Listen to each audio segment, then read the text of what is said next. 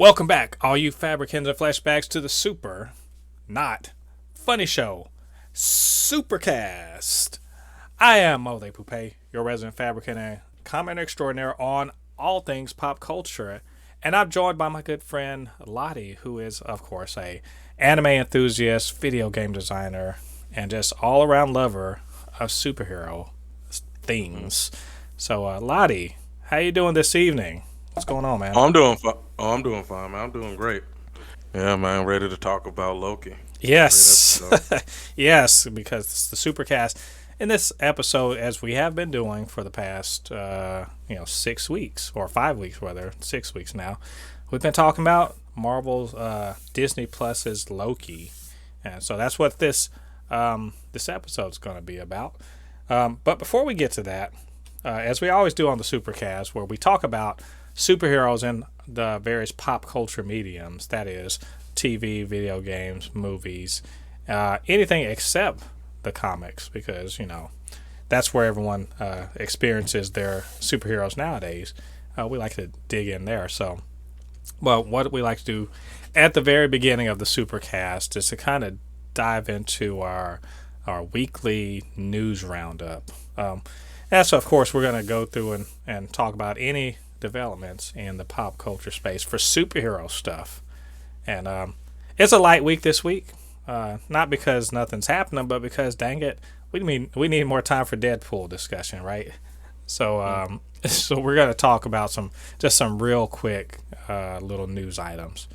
Lottie, the first thing I wanted to, we should have done this last week, but we're going to do it this week because it's relevant. It's relevant to Loki.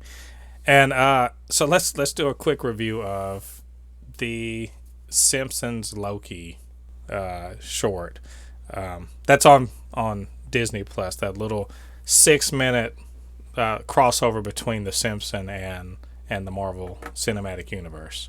So why don't you tell us what you thought about that little short? Yeah, it was much shorter than I expected it, and it was like, even though it was 6 minutes, it was really only like what 2 minutes and 30 seconds of viewing time. So really, not much happened into it. But I did find it hilarious that Homer was like, you cloned two mutton chops for me. So from now on, I will make sure I have your back. And Lisa ended up becoming the new Thor, and it's like Loki was like, it's not all that crapped up to be, you know. And it was a little, it was a nice little short little thing showing the Simpsons. I mean, the Springfield Avengers. It showed all the different people. Uh, I'm It's trying a, to it's remember an all the characters. well, we can run them down. Which, and I want to echo the sentiments about. I thought it was fun. It was very a fun little time. I would laugh the whole time. Basically, I was just Yeah. and it wasn't because it was hilarious like on its own, but just I laughed at all of the ways they incorporated Marvel um, into the Marvel stuff into the Springfield stuff. So, and that all made sense, like Barney being Yep. Tony Stark. Iron. Like it's just Yeah. stuff like that. Or one of the good ones I really liked was Marge's sisters being Agatha and Wanda, and then Yeah. Yeah. Yeah. Mo being Vision. So there's all sorts of just it's just a very silly time, but like in the hmm best possible way. Yeah. Um, I loved all what all the various people who end up being you know part of the Avengers, and I would like to note, Jane Foster is not the first female Thor. It's Lisa Simpson. And and also I really like that they had Tom Hiddleston come in and say some lines as his Loki and everything. Um, And they even have a reference to the TV show Loki. Yeah, it's all. I mean, it's just a fun little, thing because the Simpsons creators, they're super nerds, so of Yeah. course they're on the Marvel stuff, and I just laughed the whole time. So I really really enjoyed it. I love the synergy that comes about from Marvel being part of Disney, and then Fox being part of Disney, and we get fun stuff like that. So, and I feel like there's a sequel coming on to that. So I think we'll see. we'll see. But it's a good time, and I'm glad they put it out. So, Yep. we're gonna skip around to non-Marvel news this week. We're gonna come back to Marvel news in a second for a good reason, but before we do that, and this is still Marvel related anyway, it's Fox related, in fact. And so this week there was a new trailer for Ryan Reynolds' Free Guy, which I don't know. Were you aware of Free Guy and what it was about before you saw what we're about to talk about? Oh yeah, Free Guy was one of. It's just like how Deadpool said, "A Break It to Fall For." It's one of those movies that I'm like, it hasn't came out yet, like because I saw the trailer and I was like, oh, I'm interested in this movie. Then it just disappeared, and I'm just like, wait, that movie still hasn't came out yet. Wow. Free Guy was one of those pandemic orphans from last year. Should have been out last summer, in fact. But because of the pandemic and it costs too much to just put onto a streaming service. There's a certain threshold that a movie is at where it just doesn't make any sense to put it out on streaming or even on demand because you won't make your money back. And this is one of those because it's CG heavy and everything. And plus it's got Ryan Reynolds in it. So it's not going to be can't be cheap like that. So I've got on the internet and saw that this was a thing that was happening. So I know you watch reaction channels, right? Yeah. So I love there's a bunch of genius shit going on in this in this particular story. The story, of course, which is that it was Korg from Guardians of the Galaxy and Deadpool sitting on a couch reacting to the Free Guy trailer, the final Free Guy trailer. Just like a real YouTube reaction channel would do. And there's like several different levels of mind-blowing with the fact that this is a thing that exists. Yes. I mean, did it ever occur to you, like, you know what? The way the Deadpool's going to get in the MCU is by a trailer reaction.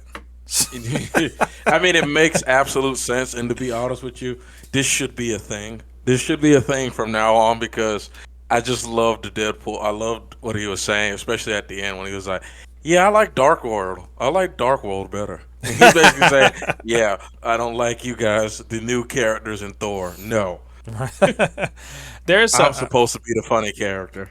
It's genius. Well, I when I first saw it, I was just like, how are they doing this? But then I thought again, I was like, okay, Free Guy's a Fox property. All right, so Deadpool's a Fox property, and Korg's a Marvel property. Oh, and Ryan Reynolds is Deadpool, and Taika Waititi is Korg. And they're both in Free Guy. I mean, I was like, oh, okay, this is obvious. Obviously, this is something to be done. And and everyone loves Korg from Ragnarok and also Endgame. And everyone loves Deadpool. So, I mean, just like it makes... Like, when I really thought about it, I was like, this makes the most damn sense. Like, the most sense, period.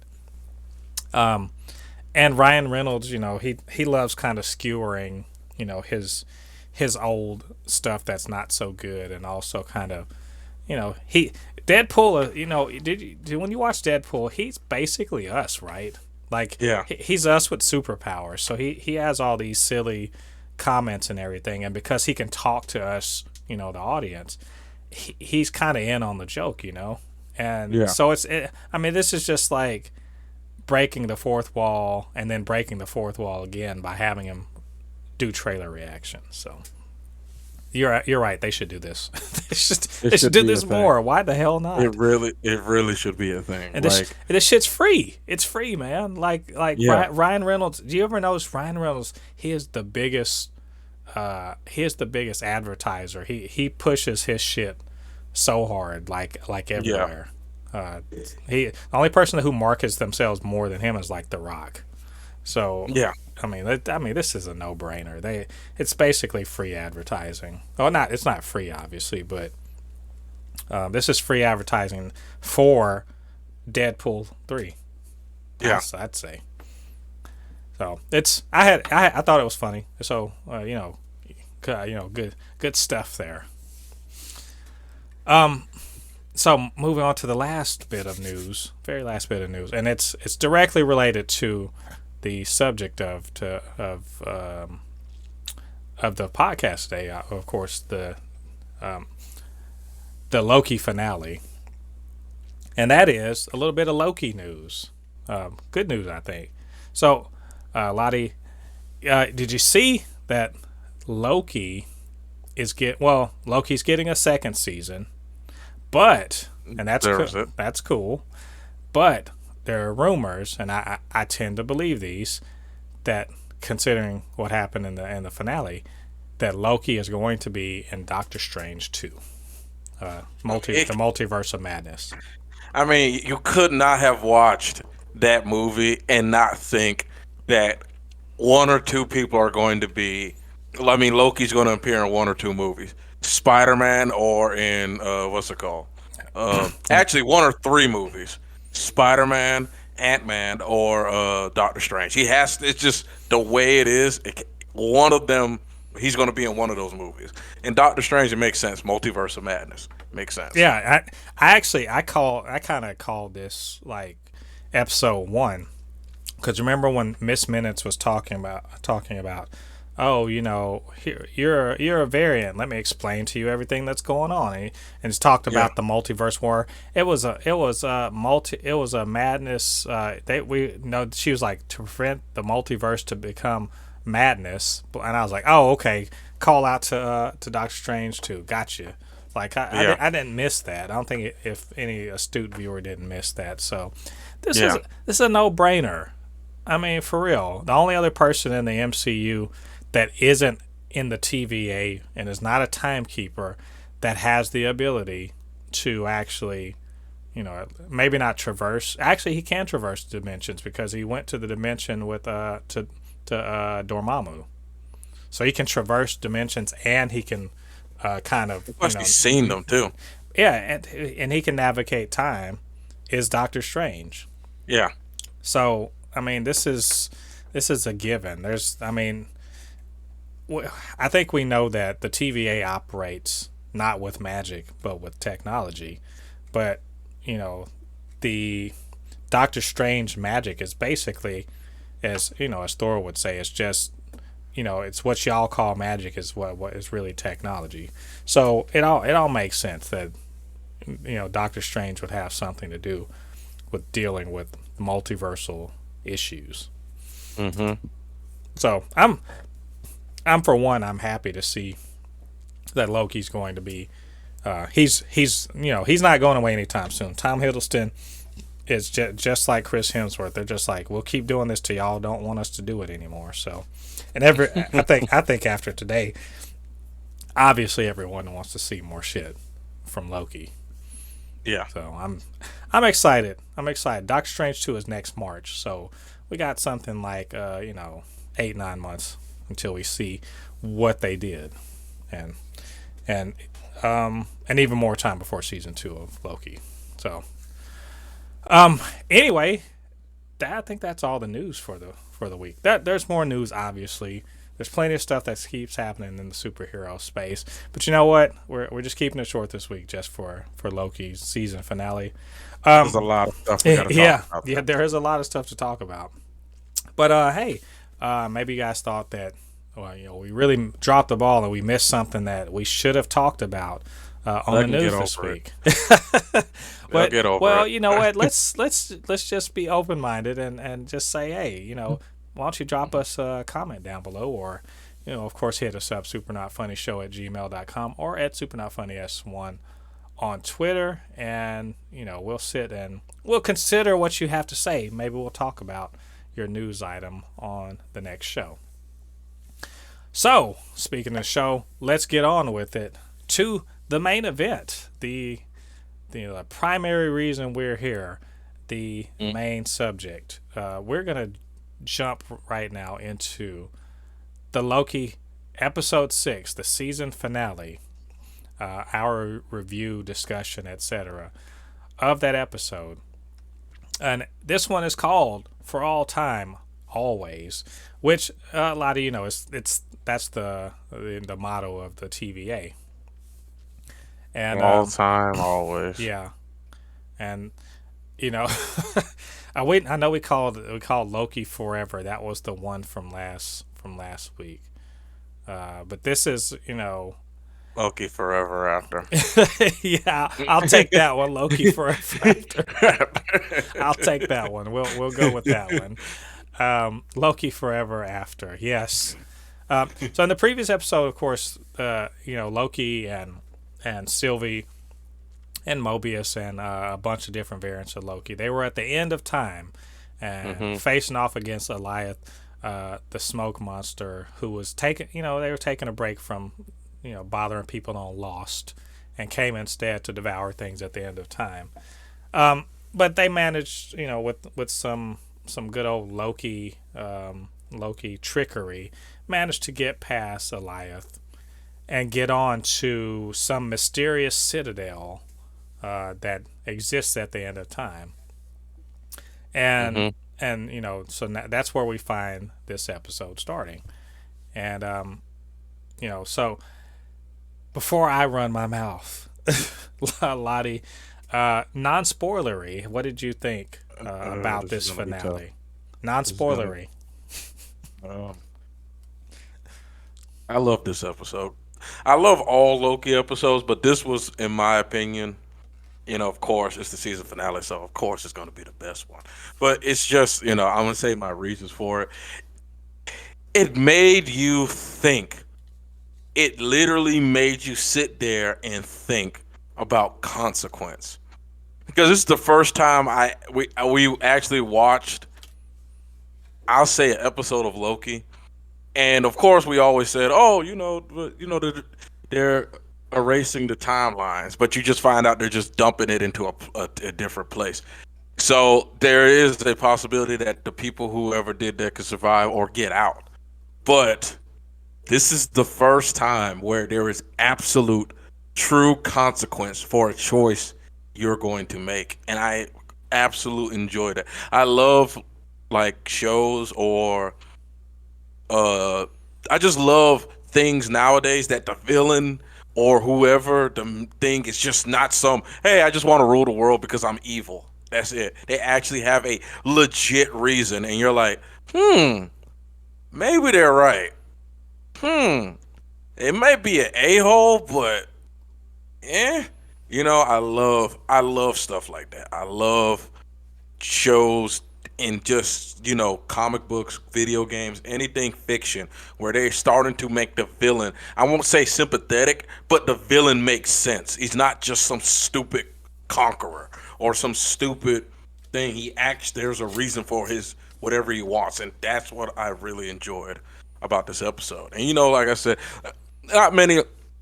not very many like most Loki episodes where there was a lot of Easter eggs.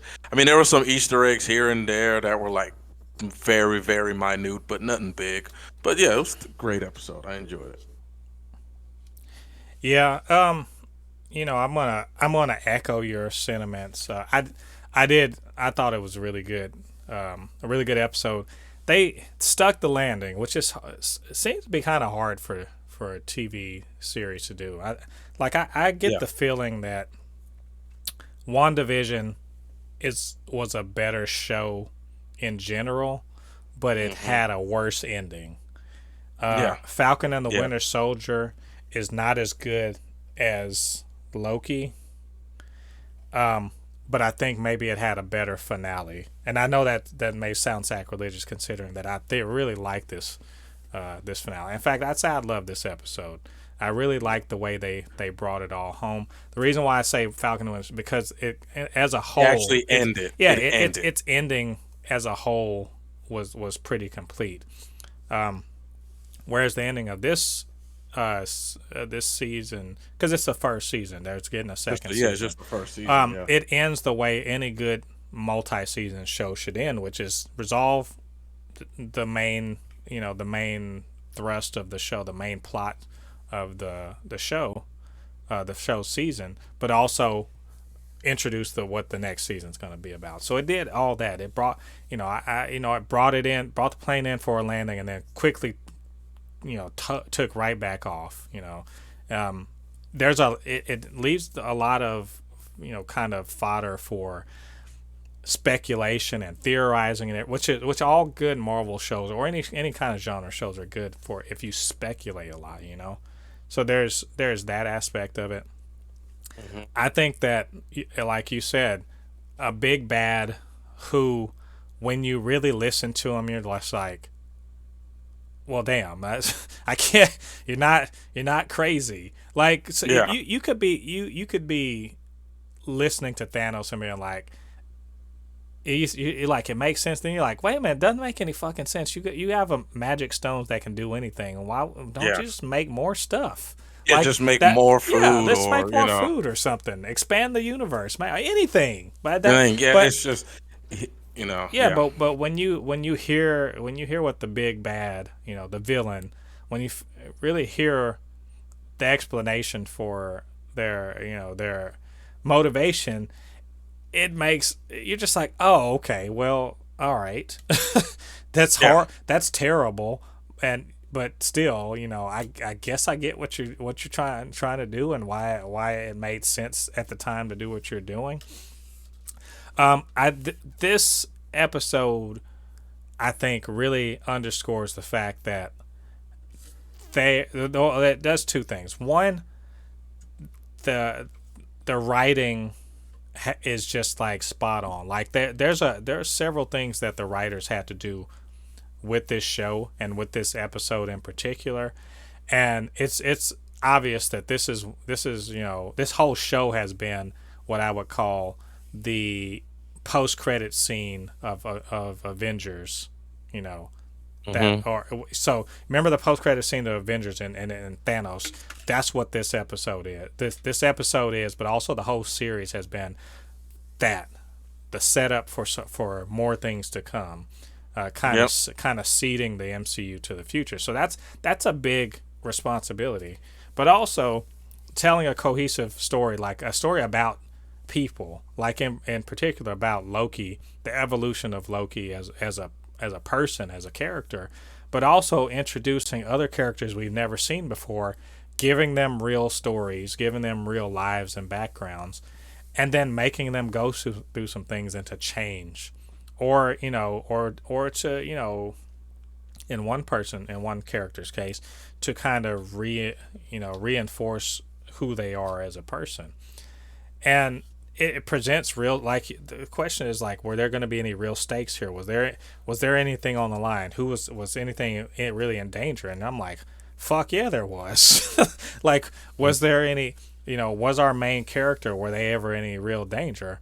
Well, maybe not so much, but there's an existential threat, who's this, whoever this big bad is, can we stop him? That's there are all these questions, and they pretty much get answered. I feel like this was a complete story. If they'd decided, no more seasons, everything else is just going to play out through the MCU, I'd have been happy with it, because I know that they're going to follow up and pay off the rest of this stuff. I personally, I loved the interactions with Miss Minutes, and how crazy it is that little cartoon clock could be so menacing. I thought the whole thing with Ravonna and Ravonna interacting with Mobius was fun. I thought that there was, and I feel like that's not a huge spoiler, because we knew Mobius was going back to the TVA. Yeah. And I thought the Loki, the two Lokis versus the bad guy, that entire like back end of that episode where they're having their conversation was pretty great. It's great that this is an episode that doesn't have to lean hard into pew pew, kung fu, anything like that. There's some of that, but it didn't need to lean into that in order to be compelling television. Yeah.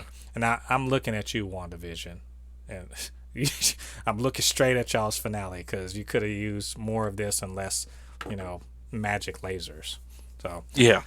I think all in all, satisfying conclusion to a really good, in fact, I'd say great season of TV. It was kind of bogged down by a few, a few like early episodes that weren't exactly the most compelling, but these last Hmm. three were stellar, and this last one really, really, really brought it all together. So loved it, and really looking forward to what these revelations, are going to bring to the MCU in the future. So I think that's as spoilery as we can be, right? Yeah. I don't think we can be any less spoilery without actually talking about this episode. So those are our spoiler-free thoughts. And so if you haven't watched this episode, I want to say get the hell out of here. Go watch the episode. Come back, listen to what we got to say, and then we'll chop it up from there. So, all right, you've been warned. We're getting into spoilers right Yeah, now. because I'm about to drop. Because the first spoiler I want to say is about to be heavy. Go. Okay, two things that I want to say. One, I think Sylvie would have killed. She knows the consequence. She still wanted to kill him. I really believe she knew he wasn't lying. She just wanted him dead. And then two, what's the chick's name? Rainmaker or Ravona, yeah, Renslayer. Ravona. I already know where she's going. She's going to the beginning of time. Do you think so? That's Yeah, she's going to the beginning of I time. was gonna ask you that at the end. So let me respond to both of those separate. So I'll do the first one. Did Sylvie really know? I think one of the things this episode was kind of trying to talk about is about change, about who can you change? Can you become better than you were before? Can you Yeah, improve? And the answer for Sylvie is no. yeah, The answer for her, we thought it was yes, but it was no. The answer for Loki is yes. yeah, So she can't trust anybody. She is incapable of trusting anyone. yep, Even her little bit of trust she had for Loki was very, very small. She can't trust this guy who has shown that who has hurt her in the past. So of course, we're talking about the He Who Remains, who is the final villain of this episode of all of Loki, and hmm, he's the, I guess you could say, the writer the of the fates of the timeline. He's been pulling strings, et cetera, and all the stuff that's happened to all of them is because he was up to it. And so she has a hate on for him that I don't think we really understand until you consider one of the first lines that Sylvie says in the whole episode, and that's this. She says, "I was pruned before you existed." Now think about that. yeah, I was pruned before you existed. So that says, well, it says it could mean one of two things. One, it could be that her timeline, you know, was, his timeline branched off of a timeline that she was on. Or, which I think is more likely, that she has been on the run since she was 8 years old and has been running around for thousands of years. yeah, And the reason why I say that is because if you listen to Mobius and Renslayer talk later, she says we were, with a friendship that lasted eons. So people in the TVA, and I suspect it has to do with the Tempad, have arrested aging. So they could literally work for thousands of years, as Mobius and Renslayer obviously have. And it stands to reason then that Sylvie has ran around the timelines, the various timelines, the multiverse, for thousands of years. You yeah, know, so we know that Loki himself is like 2,000-ish years old. So she's older than him, and so her lack of trust. She said she didn't really have anybody. So her lack of yeah, trust is baked into her, And she, unlike Loki, who had Thor, whom he could trust, and Odin, whom he could trust, she never had anybody. So why would she trust the dude who admits to her face that he's been manipulating everything and that he's the reason that she was snatched when she was a kid all those thousands of years ago, and that he's the reason the TVA's been hunting her, and so forth? Like, why? Of course she's not gonna. She's not gonna give up revenge. And you know why? Yeah. Because she's a true Loki. Yeah, because that's what I was gonna say. I don't believe she didn't believe him. She was saying that to lie to herself. She knew he was telling the truth, but she just you know what I mean? It's like you said, it's like the scorpion and the frog. The scorpion, no matter what, is going to it's in their nature. They are going to backstab, lie, or do anything to get what they want. And it's like you said, at the end of the day, she is more Loki than our Loki. She's more Loki than him because Loki doesn't want to backstab. He didn't want to lie.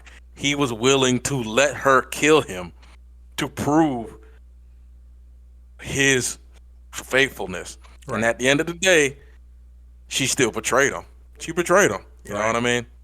And she killed the dude.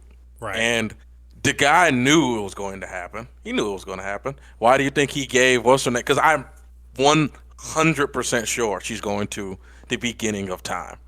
Because she needs to find free will to break the cycle. Because I'm going to just say this right now.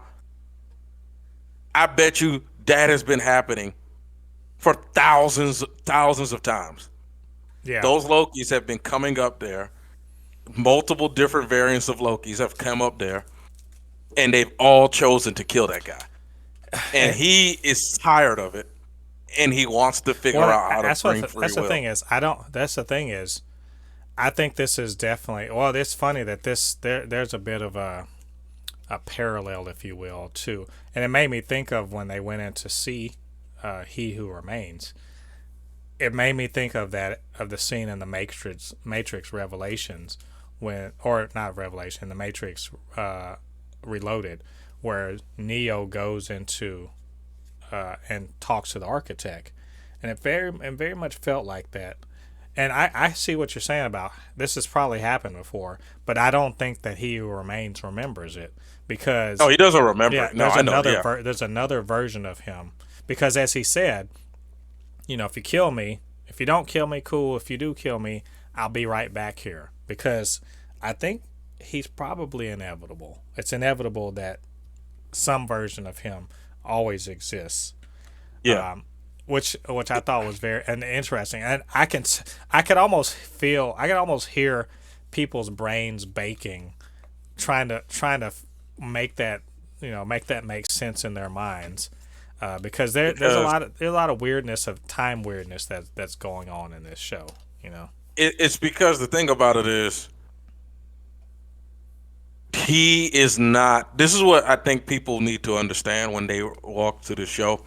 It's the whole thing about dualities, separatism, all this stuff.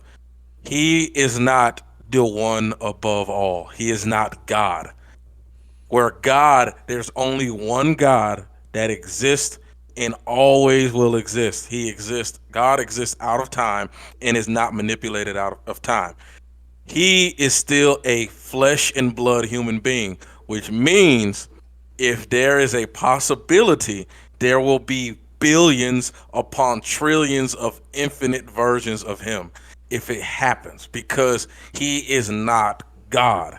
That's the thing that, it's like the whole thing of this thing is constantly happening.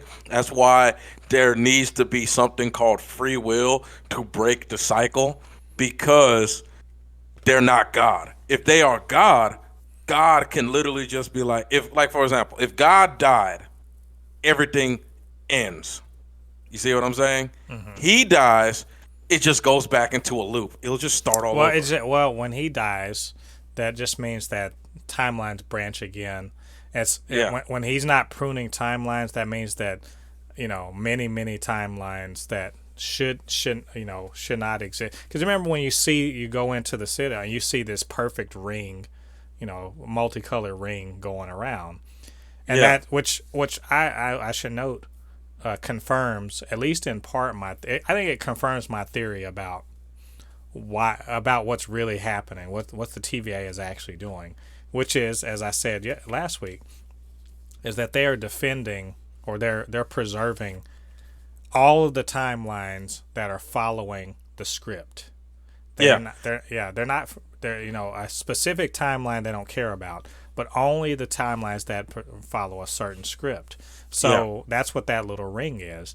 And Yeah. at that point, which I thought was all, but which and let's shout out to Jonathan Majors, by the way. We definitely got to shout him out because he was awesome as He Who Remains.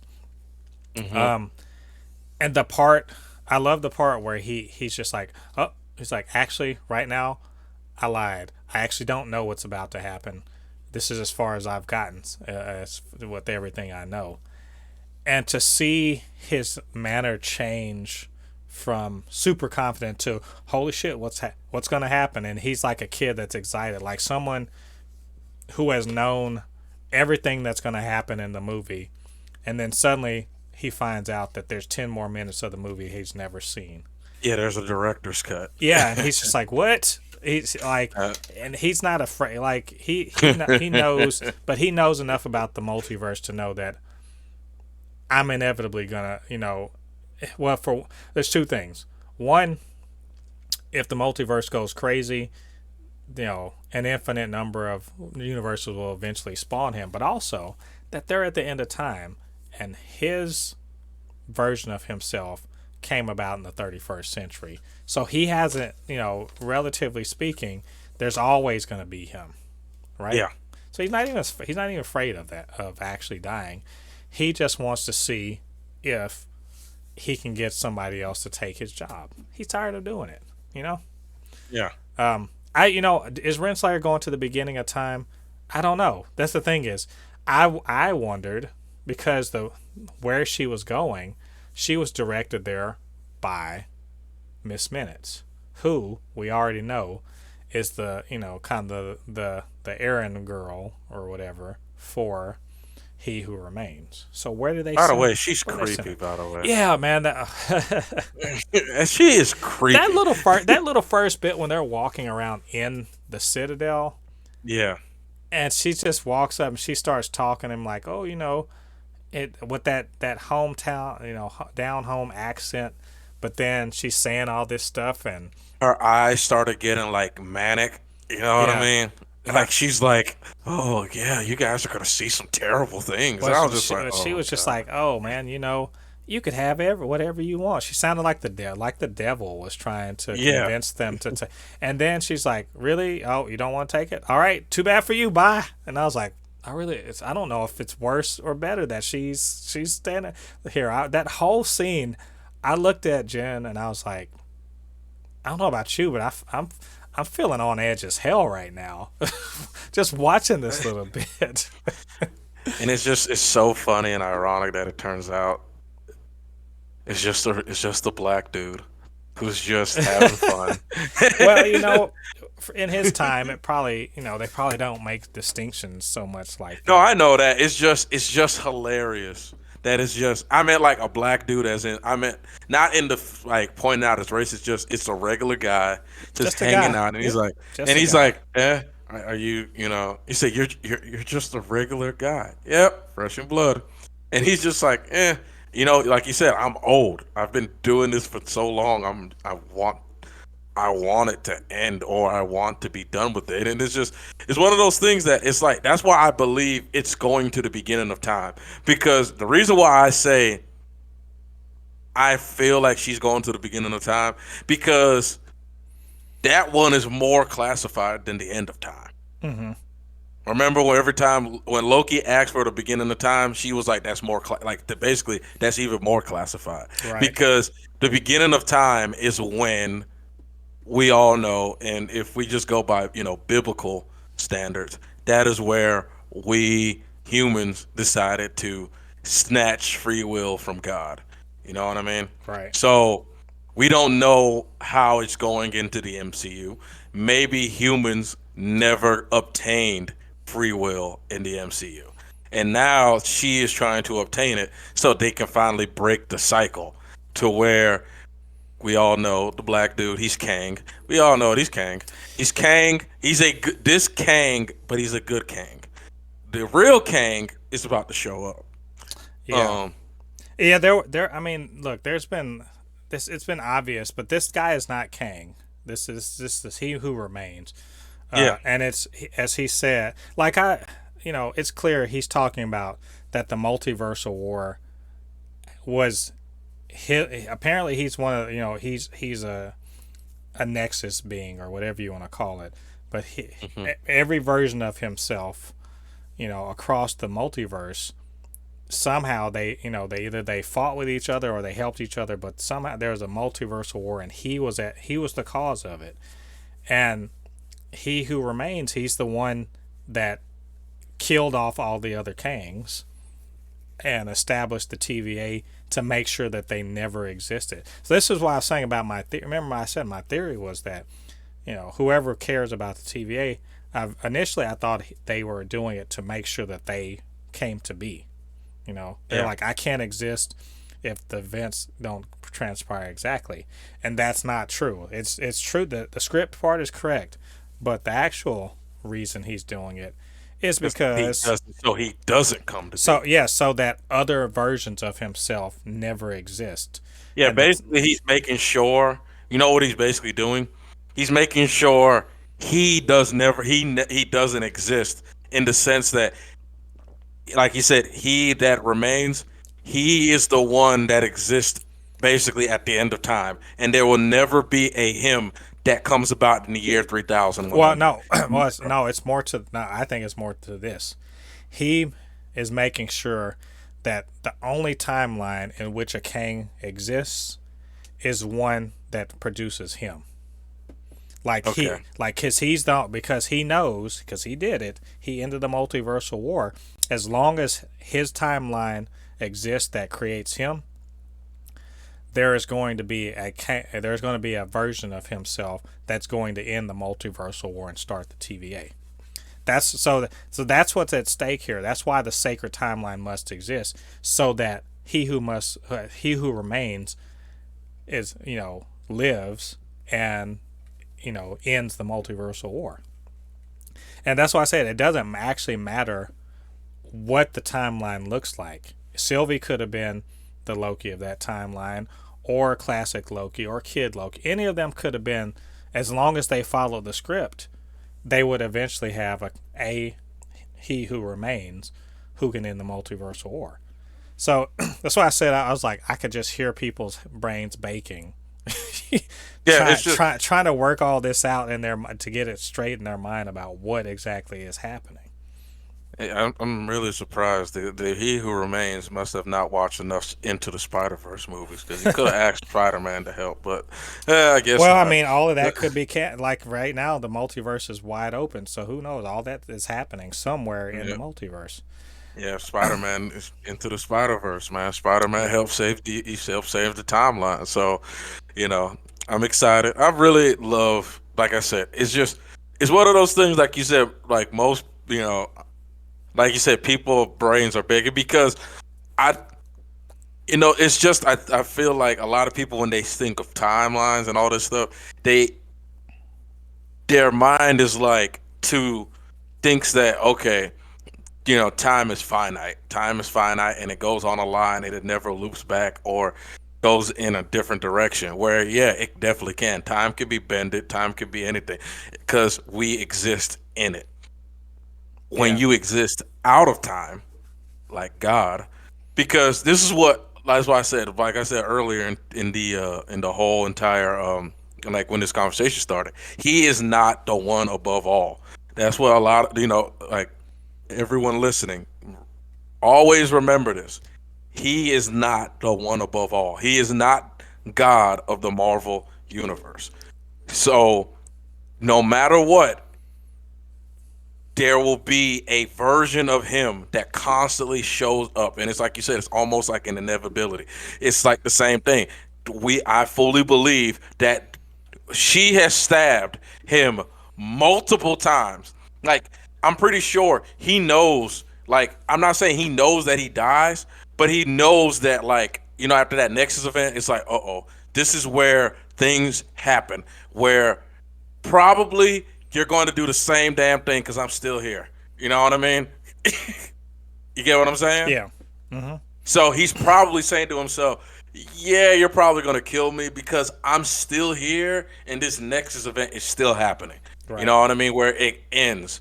And by the way, I've loved the part where they were kissing and he's just sitting there just looking.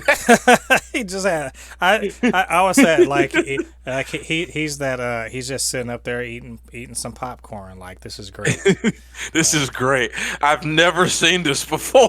He's looking so astonished. Yeah. I like he's like, it's kind of weird, but you know what? And like, who knew? And I love that that this is all like some elaborate. It was just basically an elaborate recruiting effort. Like, he's like, oh, you know what? I want y'all to be the CEO now, and two CEOs. That's what I needed, not one but two, because I'm tired of doing this shit. Um, Yeah. it's like weird. I liked He Who Remains. He's like, I don't want to say he's all over the place. He very much acts like someone who hasn't had any real human interaction in a long time. And it's clear. He said he's lived a million lifetimes. This dude is old as shit. Like, Yeah. this guy's old as shit. Yeah. And so, he's weird. The way he talks and whatever. Like, he acts like he's God at one point because he's like, of course, I know everything that's going to happen. But then he's just a normal person. He just doesn't really remember how to interact with people directly. And you know why? It's because, just like Sylvie, he's a Nexus being.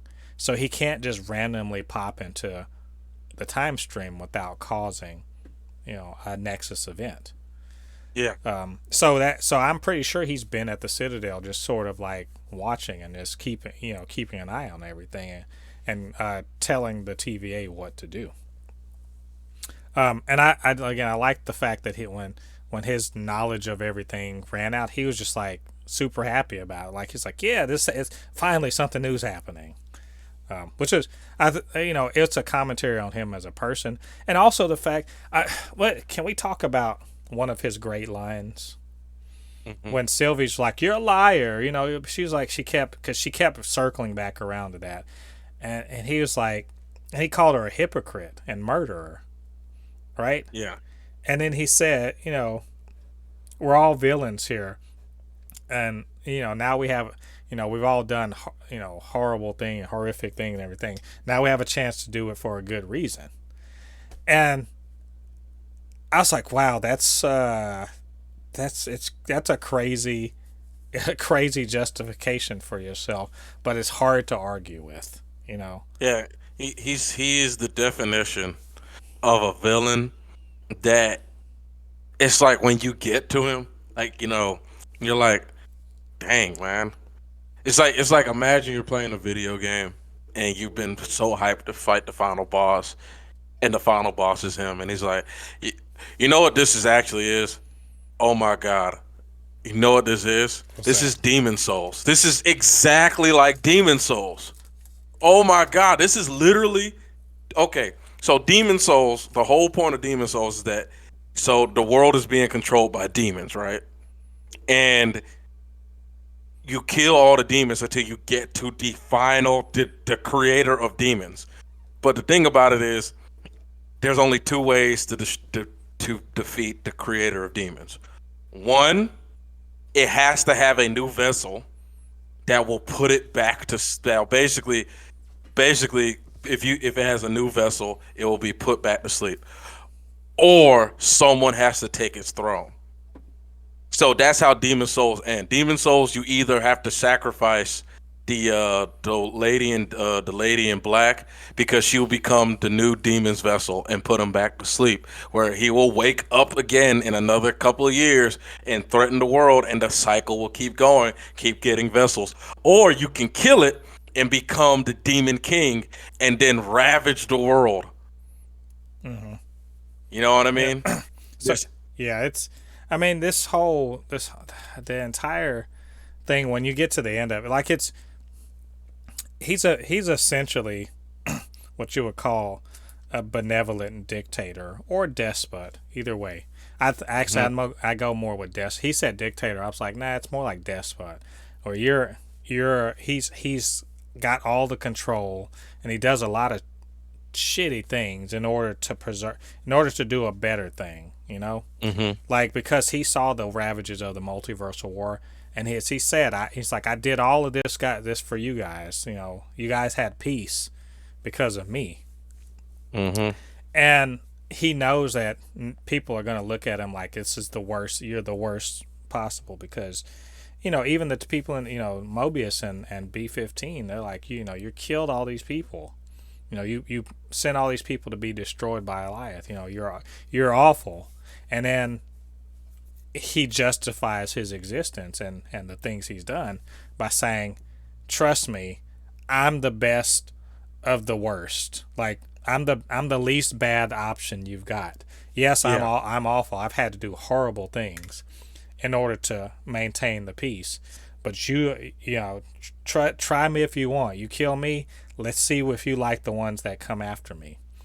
Yeah. And it's I hate them making me have to agree with this motherfucker because in general, in real life, I think in real life when dictators and shit say crap like that, I'm like, fuck off, for real, fuck off.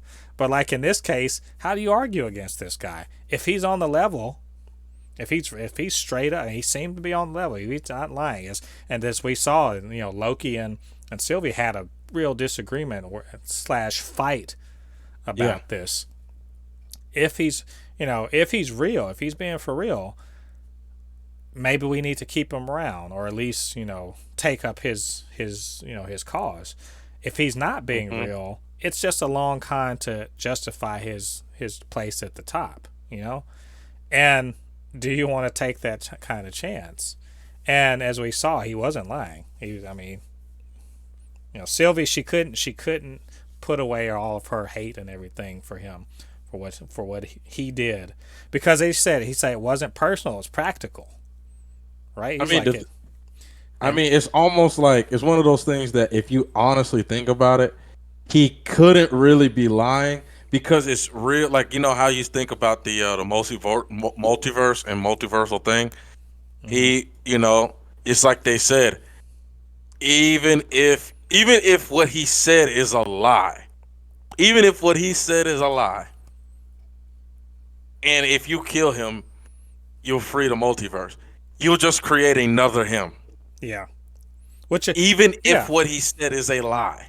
Which just makes him a genius, because he's like, I want you to do something different. Like, and that's the thing. Like, this plays into the theme of the show, is that Loki, the Loki we know, had to learn to do something different. And he's over a short period of time, he realized something's wrong with me, and I can't keep going in the way I was going. I've got to do things differently.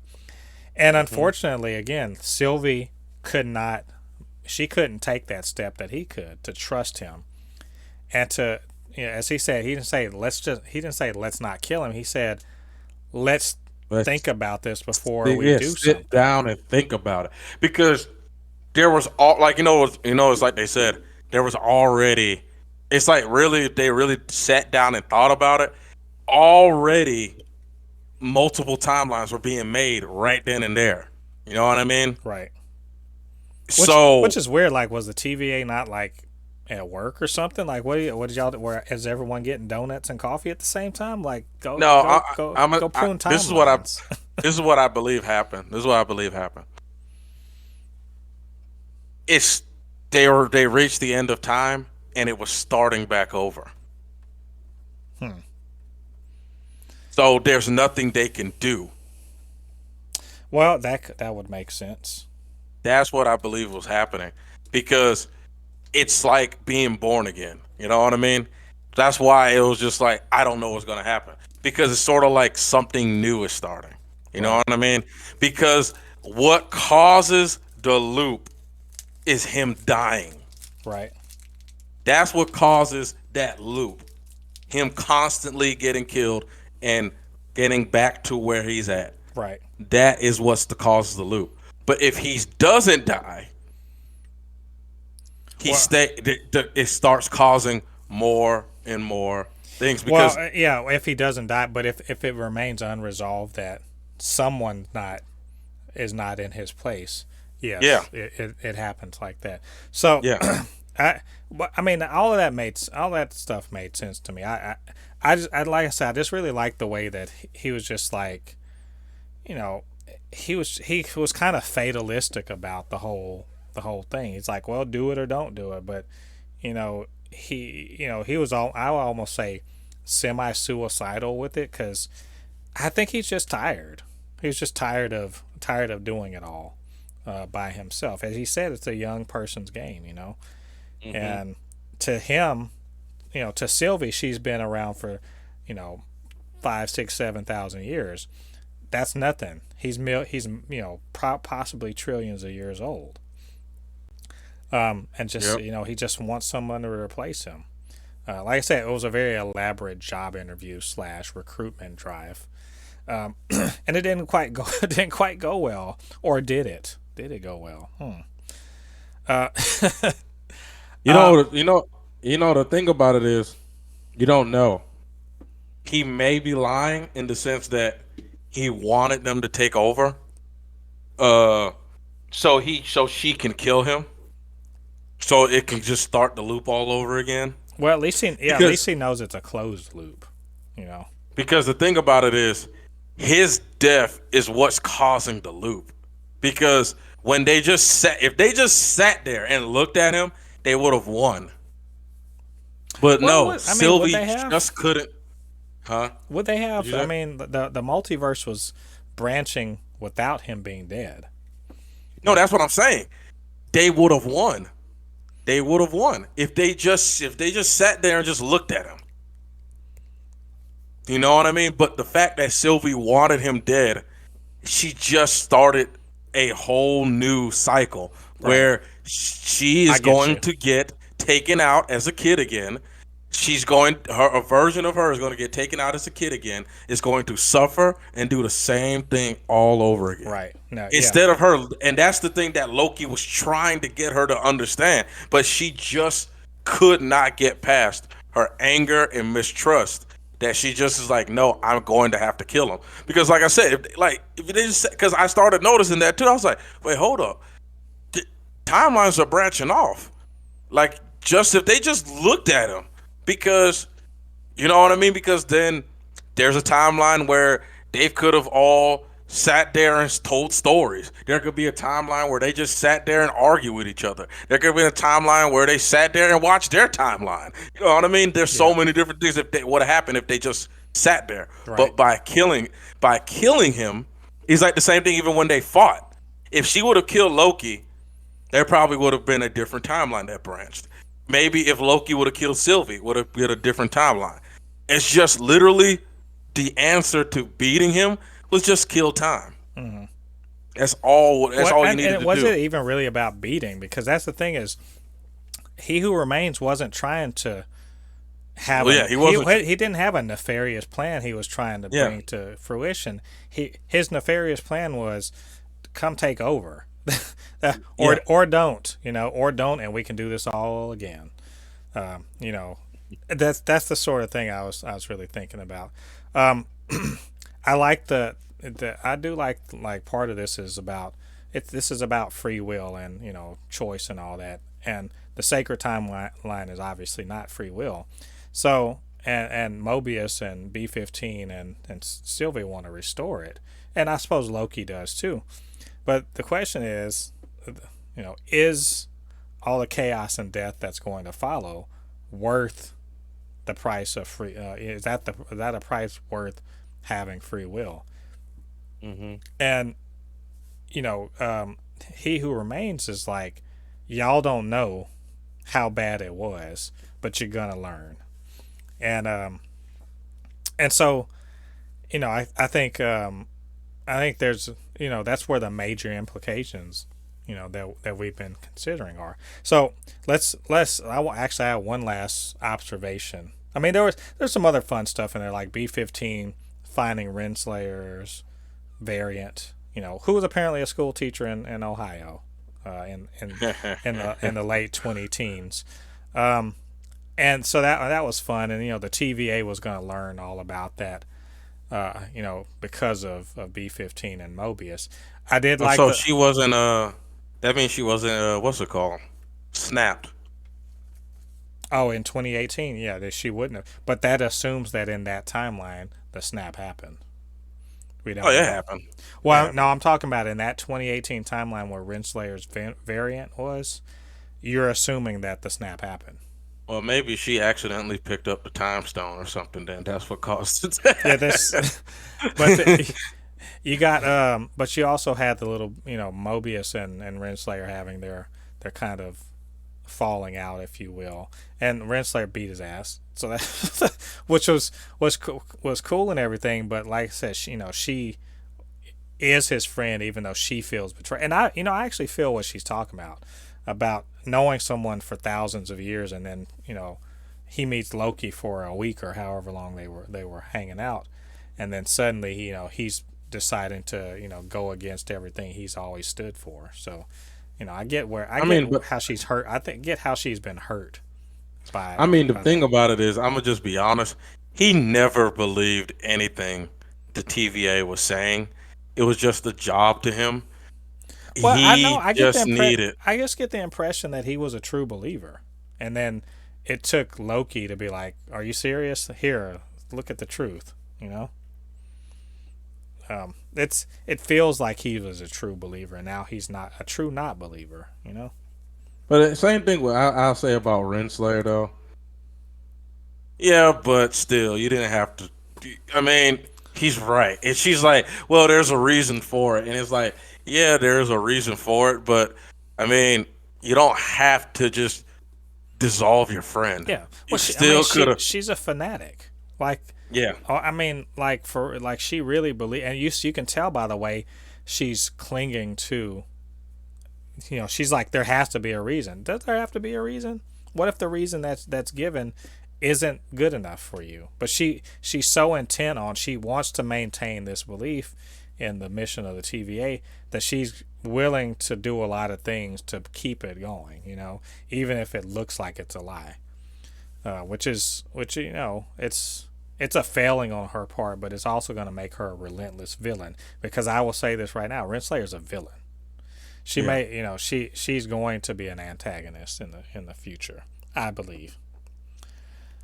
Yeah. So that I mean, Yeah. Yeah. all that was fun. I think. And she's mad that she wasn't chosen, too. She's Yeah, going to be definitely pissed off when she finds out that she could have ran the TVA. And she's like, why didn't you I don't choose think me? I don't think she has it in her to do it. She's a good underling. I don't know if she can run anything. Yeah. But there's also at the end of this, Sylvie's still at the end of time. She's not dead, thank the Lord. I thought they were going to kill her for real. And I did, like mentioned before, I cheered for you know Loki and Sylvie just being like, they have their kiss and they have their moment.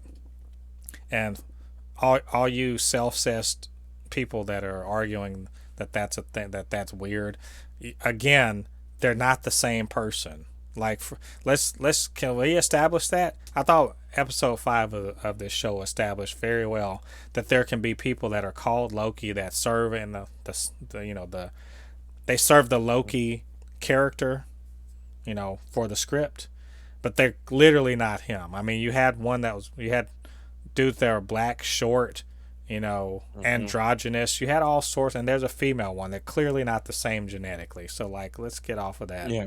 incest bullshit. It's dumb, and if you just think hard enough about it, you'll realize it's dumb. So, You're talking about the whole thing of two Lokis kissing yeah, each other. it's I mean, they're the thing is they aren't even the same. They're the same person, but they're not even the same person. Like that because yeah. she's had thousands of years of other experiences. He's had his thousands of years of his experiences. I bet you if you check their DNA, they're not the same. any more than they are this. Than like I said, that Black Loki and Tom Hiddleston are the same. They clearly It's aren't. I mean, it's the same thing of like there's a different universe where there's a Lottie that's half white. You know what I mean? Or Does all that white, mean, or you know, Asian. or all, you know what I mean? It's very possible. So does that mean we're the same person? No, we may have a connection, like on like you know how what is the Spider Verse says that we're all connected on the same web, but Gwen Stacy, Spider Man is Spider Woman is not Spider Man. She's not Peter Parker. Miles Morales is not Peter Parker. You know what I mean? Yeah. These are you get what I'm saying? Or the Peter Park where there's the Peter Parker that's Asian. You know what I mean? It's Or not even it's even closer on Spider Verse. The Peter Parker from Miles's universe was a blonde dude that yeah. looked like Chris Pine, whereas the the one from the other universe looked like Jake Johnson. He's Yeah. brown haired. So I mean, that's what I'm saying. Like they're not the same people, but not to belabor that, but it's just people being real dumb about that online, and it doesn't take much brain power to figure out why that's not the case. And Um, unfortunately, Twitter, especially Twitter, they're just going to say stupid stuff like that because they can, because there's really because nothing Twitter. to stop them. Yeah, because there's really nothing to stop them unless they say something like that can literally bring down a country. Like, I'm not going to get into that, but it's just certain. They can. Twitter is just built now that you can pretty much say whatever you want to say, and there's nothing that's going to block you or stop you at this point. Yeah. So they can say crazy stuff like that, and like you said, they said with like you said, it's just childish to say that you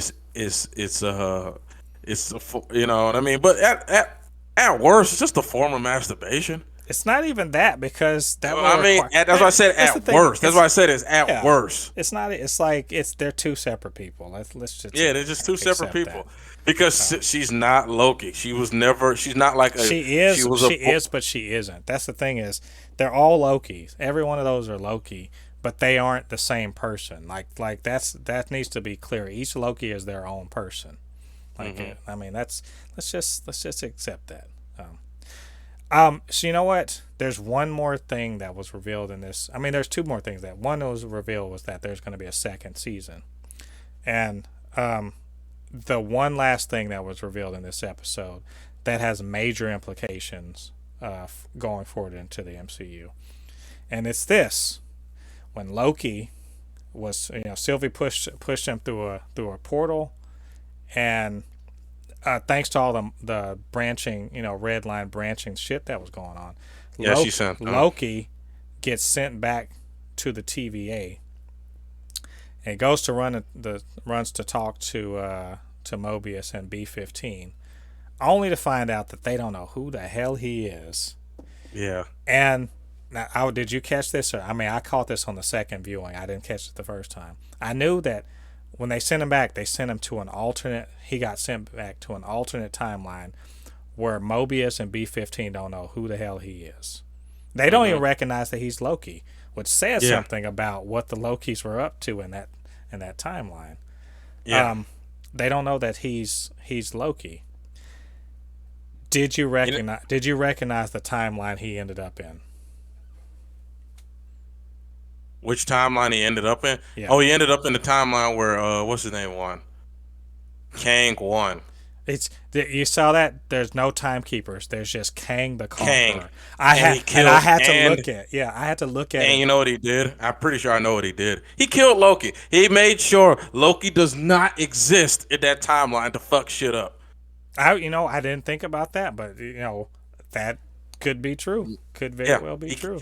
That's why they don't know who Loki is, because the TVA knows everyone. They know the Avengers. They know everyone. How come they don't know who Loki is? It's because Loki does not exist in that timeline, because Kang is like, wait, hold up.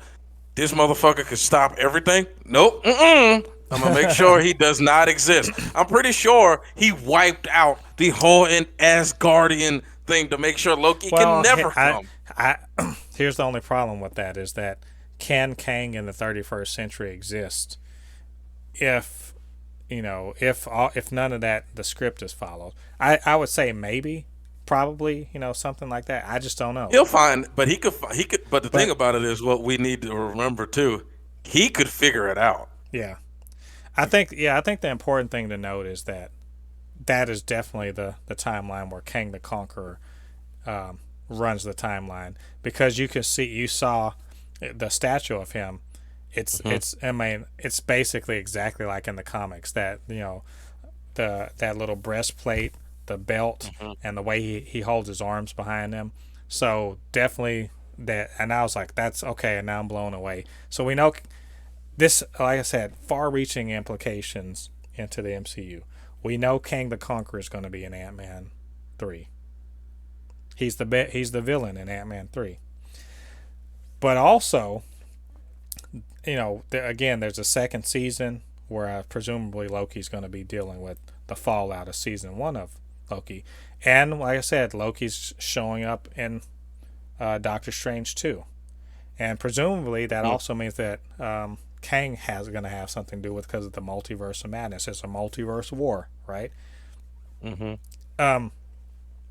This could potentially, what Sylvie did, could potentially be the central conflict of Phase 4 and 5 of the MCU. Because it's, like I said, wide-reaching implications into the rest. If there are multiversal incursions, especially when it comes to magic users. So we know that Wanda, Wanda's going to be in Doctor Strange 2. So now we have that little bit of crossover. There's, I mean, this threw open the floodgates. People are on Twitter talking about, oh, Agents of S.H.I.E.L.D. is canon now. So is Netflix. So is everything canon. Is this how we're gonna get? Is this how we're gonna get the multiverse war? How we're gonna get the X-Men in? Is the Fantastic Four gonna come into this? Because remember, Kang is also traditionally not just an Avengers bad guy, but also a Fantastic Four bad guy too. Right? And wait a minute. Here's another question. Here's another thing to think about. Which versions of Kang are we going to see? Because it's clear that He Who Remains is a variant of Kang, right? That's one variant. How many variants of Kang are we going to see? Because it's a multiversal war between variants of Kang. Which ones are we going to see? Is it going to be like in Loki, where the Kangs don't even look like the one we've seen so far? There's probably, it's another thing that I thought about too. Those TVA drones things might have been different variants of how Kang looked. You know what I mean? And the TVA, I'm gonna just tell you right now, is just his army. That's all it is. Yeah, this is there. In other words, what do I keep saying about Marvel? What I keep saying about Feige? Victoria Alonso, Louis D'Esposito, all of the creative minds that are making the stories, they are the smoothest criminals in the game today. I'm telling you, they are. You know what they're doing? Right? They're talking and working on shit from 5 years in the future. Everything we're looking at now, they were talking about this 3 or 4 years ago, right? Yeah. They're so far ahead. If this is chess, they're like 10 moves ahead right now. These guys they're on top of it. They knew what the hell they were doing. They knew when Endgame came out, they were going to have to figure out how to make something like that for the next 2 phases. And multiversal war, how much bigger can you get? Kang is literally bigger than Thanos. Thanos is pretty much. Thanos didn't even know Kang existed. He didn't know the TVA existed. He didn't know He Who Remains existed. Yeah, he erased him so many dang times without even. Actually, it wasn't even him that erased him. It was probably regular soldiers that just erased Thanos. And it's another thing. He makes sure there's. It's another thing. He makes sure there's no variants of Thanos. Yeah, walling around. And in a way, I hate to say this sort of takes the teeth out of Endgame a little bit, because the sacred timeline required that everything that happened in Endgame happened. There are alternate timelines where where the Avengers didn't do shit, and Kang had to send the TVA in to erase all that shit. That's I mean that's could you ask for a bigger bad than this? And the thing is, here's the thing: He Who Remains was not really a big bad. He's a look. You'd rather have me than them, but okay, I guess you're gonna have them. And he's like, I'm the good one. Oh, it's like, oh shit, if you're the good one, woo, we in trouble. Just so yeah, this is I just saying, I enjoyed the crap out of this episode. It just makes us think so much. There's a good bit of fiction like this just makes you be like, well, what about this? What about this? Like, if it leaves you wondering in your mind, like, wow, where are all these characters going? If you have no definitive way to answer any of those questions, then they've done their job, because that just means, you're ready to go jump into the very next Marvel thing. So, just I'm satisfied, all around satisfied. I might have to watch this whole thing through one more time. Just Yeah, that was a really good. I enjoyed that. I really enjoyed it. Like it was it was a great TV show. Really got your mind thinking because, like you said, Thanos. A lot of people might not like this because you know they think Thanos is this. Because a lot of people, when they think of villains, they think of this massive, muscular, combat genius of a villain. When no, like literally Thanos is nothing to Kang. You know what I mean? Kang, and there are villains that Kang is like a ant to. mhm. You know what I mean? Because I tell people this all the time. When you have a comic book where God is actually known, there are things that have to oppose God. And there are villains in the Marvel universe that are much bigger than Thanos because Yeah. a lot of people they think it's like the whole thing of where it's like it's the comparison of people compare Thanos to what's the guy's name? A dark side, and I tell people all the time, it's not even close. It's just it's not even it's not even clear. Everyone's like, what do you mean? Dark side is no guys, I'm telling you. Thanos is nothing compared to Dark side. He's literally nothing. It's just not even close. It's Unless he has the Infinity Gauntlet, then it's But even then, would the Infinity Gauntlets even work in Darkseid's universe? Because Darkseid is 4 dimensional. yeah, So would it even work on him? yeah. That's I mean, these are the speculations that's what keeps us nerds up at night. Yeah. So anyway, yeah, I liked it. It sounds like you really liked it. Those are I think it's definitely worth the time. It redeemed itself a lot. The whole series redeemed itself. So just overall, just a really great series, and I'm looking forward to next season. Let's go. One more. Let's gotta wait a whole year. Damn it. So anyway, those are our spoiler thoughts on the season finale of Loki, entitled "For All Time Always." And so, what did you guys think about this episode, and what did you think about our comments? Get down into the comment section. Let us know what you're thinking about. Of course, you can always hit us up, supernotfunnyshow@gmail.com, or at supernotfunnys1 on Twitter. And let's chop it up about this. I mean, gosh, we could talk about this crap for days and days and days. Also, hey, are you a member of the Super Not Funny Show family? Or if you're not, what are you doing with your life? Go down there and hit that subscribe button, and then also hit that notification bell to let you know when we drop new content. New reviews, new reactions, anything else that just floats our pop culture boat. And I want to thank Lottie for joining me for this episode of the SUPER-CAST. And Lottie, why don't you let them know where they can hit you up on your socials? Yeah, you can always hit me up on Instagram, which is my handle is Anukinihun, ANUKINIHUN. Again, it's ANUKINIHUN. And I also have a YouTube channel, which is Kinihun25, KINIHUN25. I drop different content. I'm starting to do gameplay, quick little gameplay compilations that I'm starting to drop now.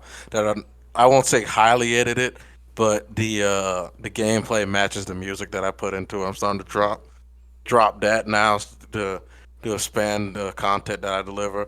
I may also start doing like I may even come up to you, start my podcast, and get you to come on and have like gameplay showing, and I can also have gameplay showing in the background of these.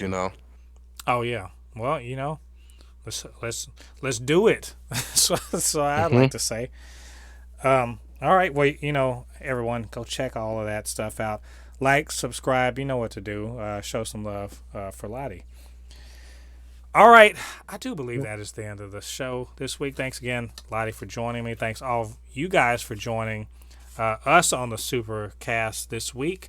Come back next week. We're going to be talking about, I believe we're going to be talking about Black Widow and various other things that are happening in the superhero pop culture space. Until then, I have been Mo Pay, your resident fabricant and commenter extraordinaire on all things pop culture, joined by my good friend, the anime enthusiast, video game designer, and lover of all things superhero, my good friend Lottie. And we'll see you guys on the other side of the thread. Peace. Yeah.